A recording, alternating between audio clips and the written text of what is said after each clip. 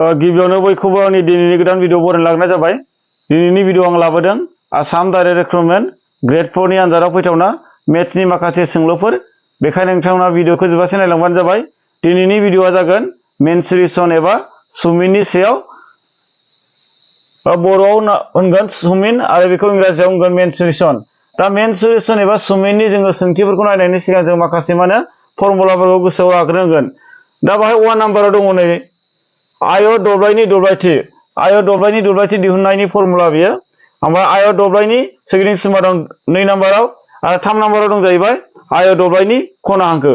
दाना आय दब्लाय होनोबा जों माबायदिखौ बुजियो बेखौ गोसोआव लाबानो जाबाय। आय दब्लायनि सावगारिया माबायदिनो बाहाय मा थागोन लावथाय आरो मा थागोन अरथाय थागोन। माने नैबेबायदि सावगारि जागोन बेनि आय दब्लायनि सावगारिया। बे नैबेखौ होनगोन लावथाय ओमफ्राय नैबेखौ होनगोन अरथाय। बाहाय लावथाय थागोन आरो अरथाय थागोन। लावथाया नैबे बिनि मानजों एखे जागोन। बेखौ जों लावथायखौ एल होननानै हमना लानो हायो, बेखौबो एल हमना लानो हायो। दा नै बिसोर मोननैनि लावथाया मा जायो समान जायो। दा बेखौ मा होनगोन अरथाय होनना बुंगोन। अरथायखौ मा फोरमायो बिजों फोरमायनाय जायो अरथायखौ। दाना नैबेखौ मा फोरमायगोन बेबो बिजों फोरमायनो हायो जोङो अरथायखौ।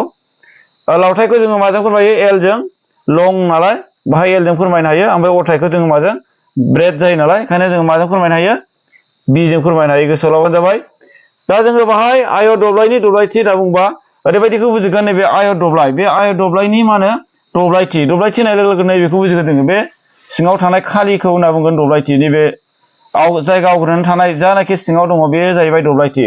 दाना बेखौ दब्लायथि दिहुननायनि फर्मुलाया जाहैबाय लावथाय सानजाब अरथाय। गोसोआव लाबानो जाबाय मा होनो फर्मुलाया लावथाय सानजाब अरथाय। लावथायखौ जों माजों फोरमायो एलजों। होमबा एल इन्टु जों मा लिरनो हायो बिबो लिरनो हायो। अरथायखौ जोङो मा होनगोन बि होनना बुंगोन। होमबा गोसोआव लादो। दाना आय दब्लायनि सोरगिदिं सिमा।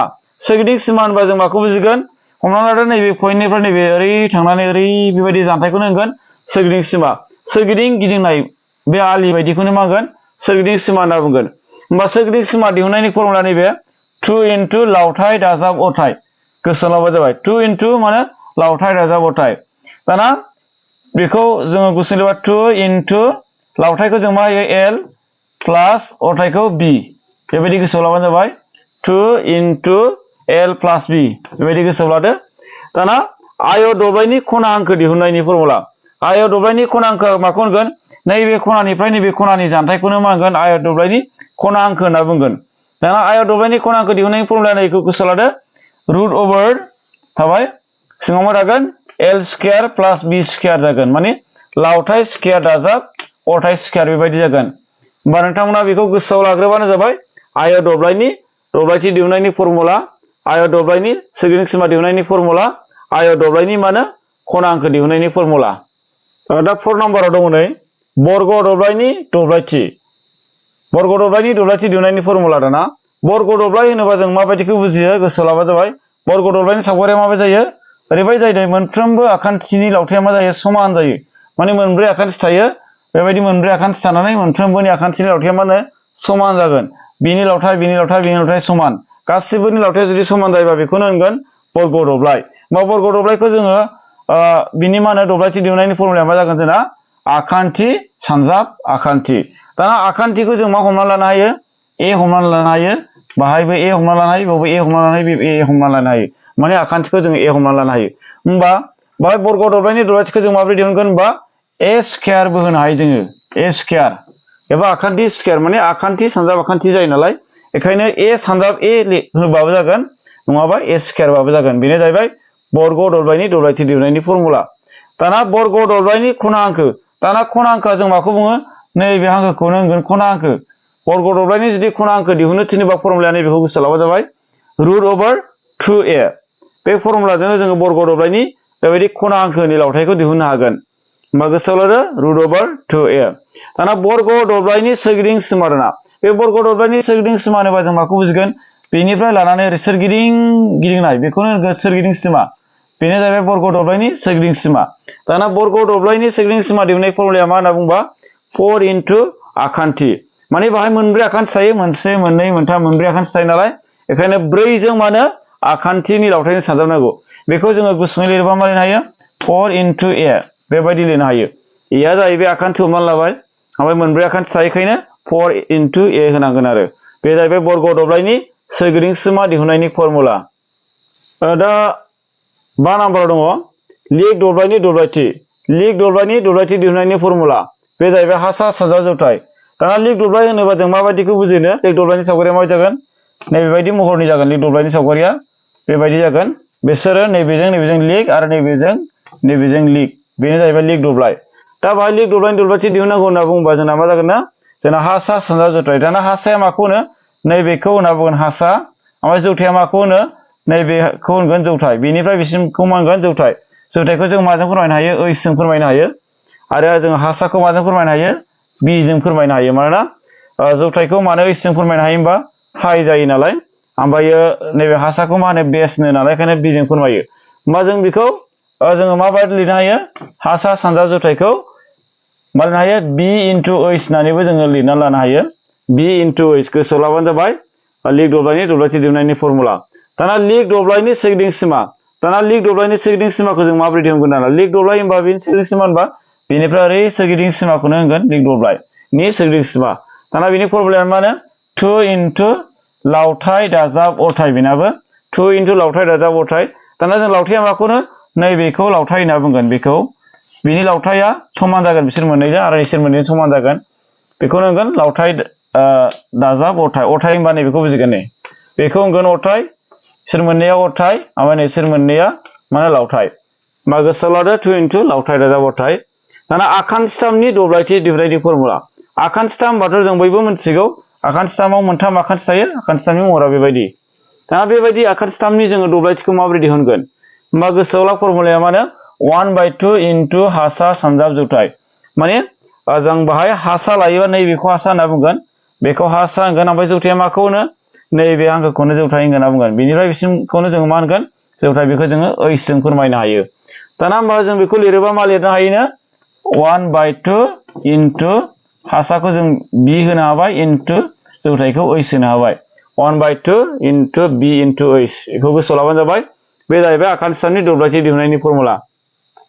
दाना आखान सिथामनि सोरगिदिं सिमा दिहुननाय। आखान सिथामनि बे आखान सिथाम मोनसेनि मा होनो? सोरगिदिं सिमा दिहुननायनि फर्मुला। बे जाहैबाय ए प्लास ए प्लास ए। मानोना बाहाय मोनथाम आखान्थि थायो।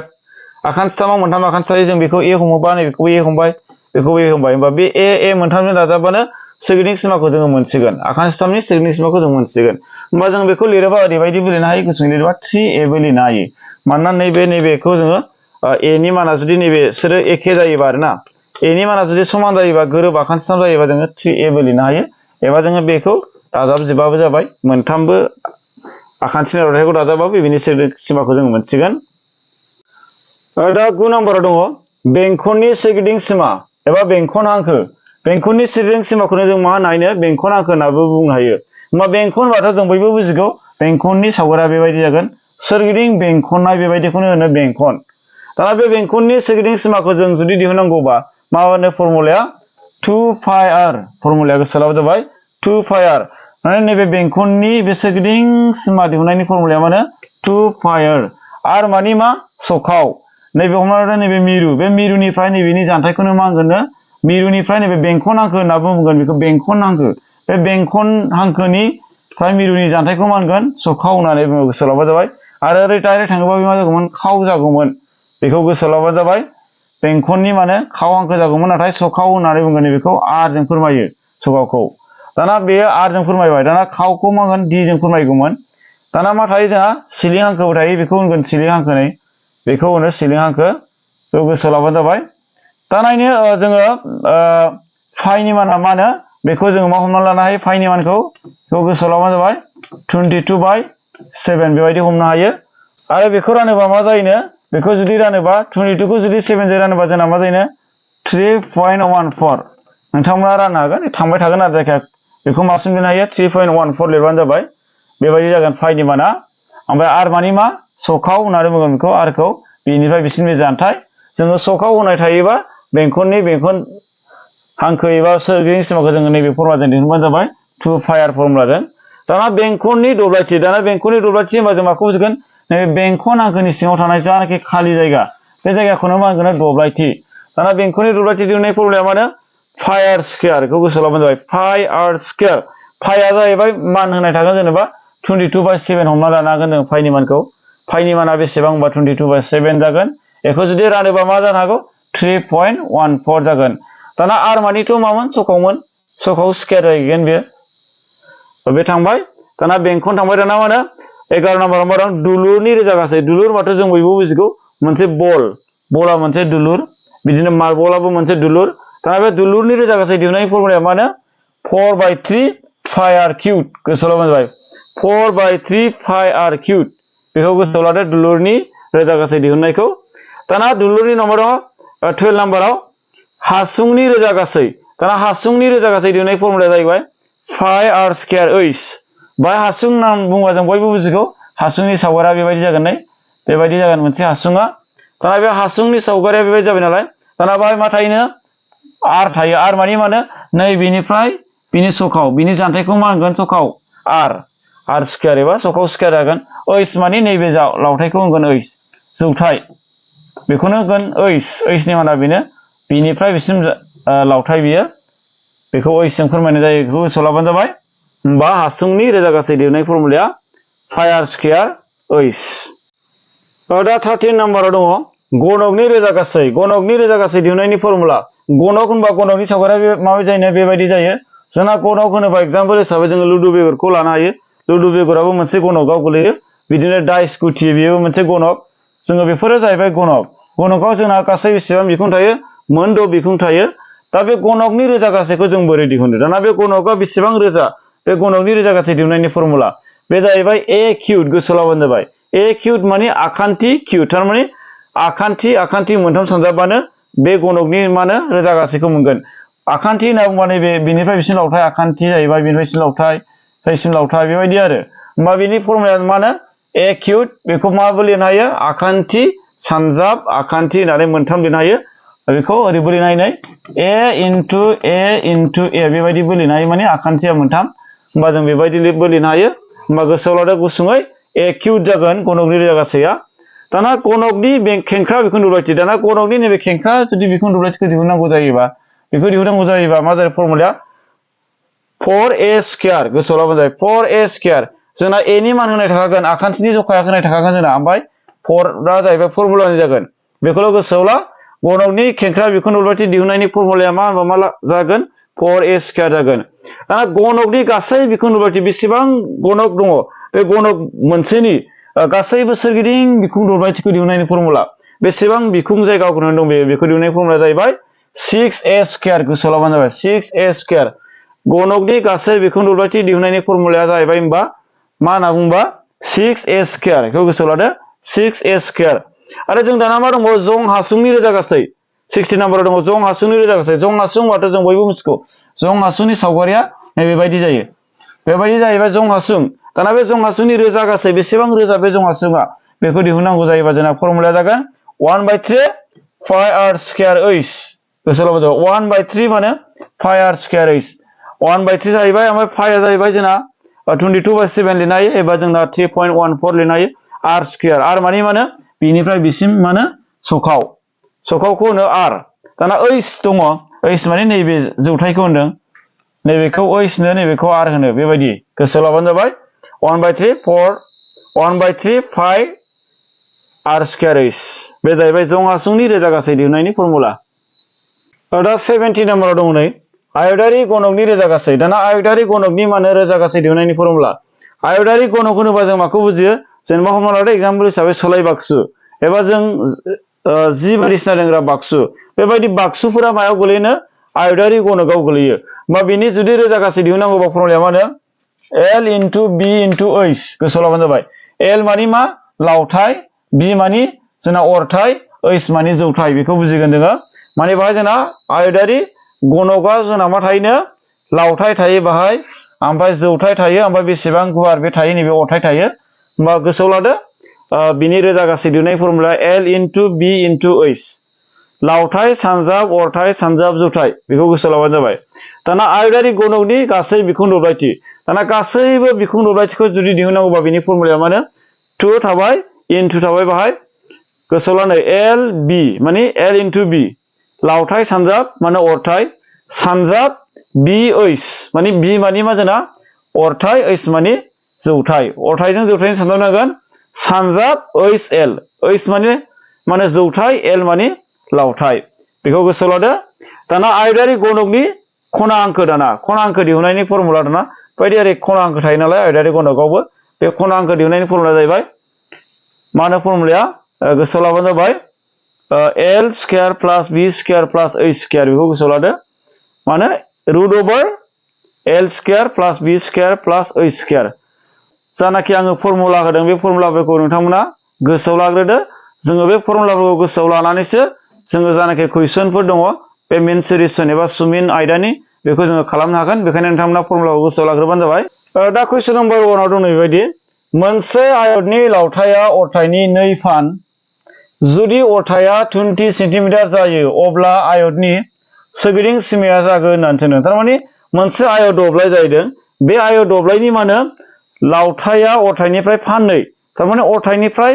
फाननै आरो अरथाइया बेसेबां बिनि मोनसे बाराबाव आरो फाननै होमबा जुदि अरथाइया बेसेबां होनाय दङ 20 सेन्टिमिटार होनाय दङ होमबा जों माखौ दिहुननांगौनो सोरगिदिं सिमाखौ दिहुननांगौ होमबा जोङो आयत दब्लाय होनना बुंबा जों माबायदि बुजियो नैबेबायदि जोंना आयत दब्लायनि सावगारिया बेबायदि जागोन दा बाहाय जोंना लावथाइ थायो ओमफ्राय जोंना मा थायोमोन अरथाइ थायो जुदि अरथाइया जुदि मा होनदों अरथाइया होनाय दं 20 होमबा बे अरथाइया होनाय दङ 20 सेन्टिमिटार होनाय दङ होमबा लावथाइया बेसेबां जागोन माने बेहा फाननै नालाय मा जागोन बियो लावथाइया नैबे 20 जों मा साननांगोन 2 जों 20 जों सानजाबनांगोन थारमाने बे अरथाइ बायदि फाननैखायनो मा खालाम 2 सानजाबदेरनांगोन जोङो 2 सानजाबबा मा जागोन 2 जों 0 जों 2 जों 40 जागोन होमबा लावथाइया जुदि अरथाइया जुदि 20 जायोबा 20 सेन्टिमिटार जायोबा लावथाइया बेसेबां सेन्टिमिटारनो 40 सेन्टिमिटार गोसोआव लाबानो जाबाय अरथाइया जुदि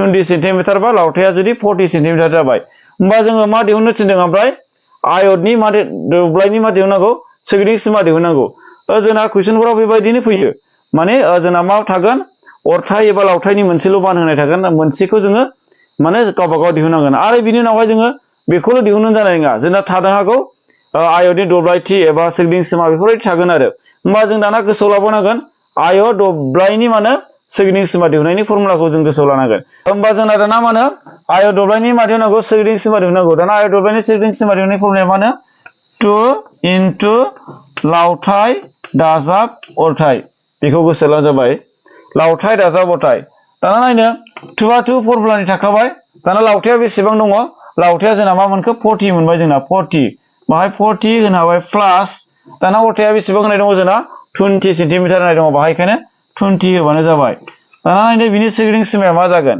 ओरैबायदि खालामनो हासिगोन जों दाना बे 2 आ थाबाय दाना मा खालामदो नैबे 40 जों 20 जों जोङो मा खालामनो हायो दाजाबनो हायो जोङो प्लास खालामबानो जाबाय 40 आरो 20 जोङो दाजाबबा मा मोनो जों दाजाबबा 60 मोनगोन दाना 2 जों 60 जों जों सानजाबबा बेसेबां मोनगोन 2 जों 60 जों सानजाबबा 120 मोनगोन जोंना 120 जागोन 120 मा जागोन सेन्टिमिटार जागोन होमबा जों दाना अपसनफोरनि गेजेराव बिनि फिननाया जागोन अपसन ए आनो जागोन जोंना बिनि थार फिननाय बेखायनो नोंथांमोना गोसोआव ला नैबे फर्मुलाफोरखौ जोङो गोसोआव थाबासो जोङो बेबायदि जोङो कुइसनखौ जोङो मावफुंनो हागोन बेखायनो फर्मुलाखौ गोसोआव ला जोंना आयत दब्लायनि सोरगिदिं सिमा दिहुननायनि फर्मुलाया मामोन 2 इनटु लावथाइ दाजाब अरथाइ बेबायदिमोन दाना जों बाहाय अरथाइया होनाय दङबा जोंना माखौ दिहुनग्रोना लाग्रोनांगोन लावथाइखौ जोङो दिहुनग्रोना लागोन बिनि उनावहायसो जोङो सोरगिदिं सिमाखौ दिहुननो हागोन दा कुइसन नम्बर 2 दं बेबायदि मोनसे बर्गनि सोरगिदिं सिमाया 20 मिटार